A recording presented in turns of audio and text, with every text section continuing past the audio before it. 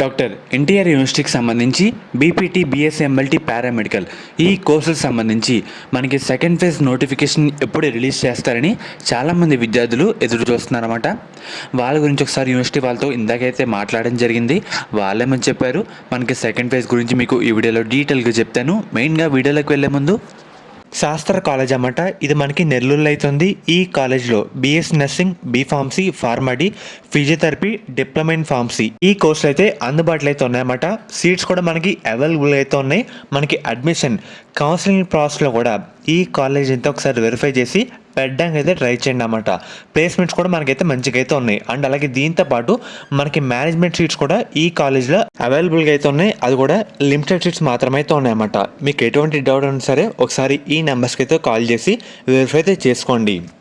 మెయిన్గా మనకి first second phase గురించి చాలామంది ఆలోచిస్తున్నారు, కానీ నాట్ రిపోర్టెడ్ లిస్ట్ కూడా మనకైతే రావాలన్నమాట. అంటే ఫస్ట్ ఫేజ్ సీట్ అలాట్మెంట్ అయిన తర్వాత ఎంతమంది రిపోర్టింగ్ చేయలేదు ఈ డేటా కూడా మనకైతే రావడం జరుగుతుంది. ఇదైతే గుర్తుపెట్టుకోండి. సో దీనికి సమానంగా దీనికి తోడుగా మనకి second phase web option notification release చేస్తారు. దీని గురించి ఇందాక ఒక 15 minutes బ్యాక్ అయితే ఫోన్ చేశాను అనమాట యూనివర్సిటీలో నాకు తెలిసిన సార్కి. ఆయన ఏమని చెప్పారంటే మనకి మండే మ్యాక్సిమం ఎక్స్పెక్ట్ చేయొచ్చు, అది కుదరకపోతే ట్యూస్డే అని చెప్పారన్నమాట. మనకి ప్రాసెస్లో కొంచెం లేట్ అయితే అవుతుందని చెప్పడం జరిగింది.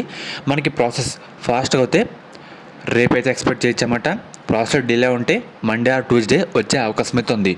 ఫర్దర్ మనకి రెండు అయితే కలిపి అయితే రావడం జరుగుతుంది. Not reported list, first phase not reported list, second phase notification. And అలాగే మనకు కూడా కొన్ని కాలేజీలు కొత్తగా యాడ్ చేసే అవకాశం అయితే ఉందన్నమాట. ఎందుకంటే లాస్ట్ ప్రీవియస్ ఇయర్స్ కూడా ఫస్ట్ ఫేజ్ అయిన తర్వాత సెకండ్ ఫేజ్లో కొన్ని కాలేజీలు అయితే యాడ్ చేస్తే రావడం జరిగింది.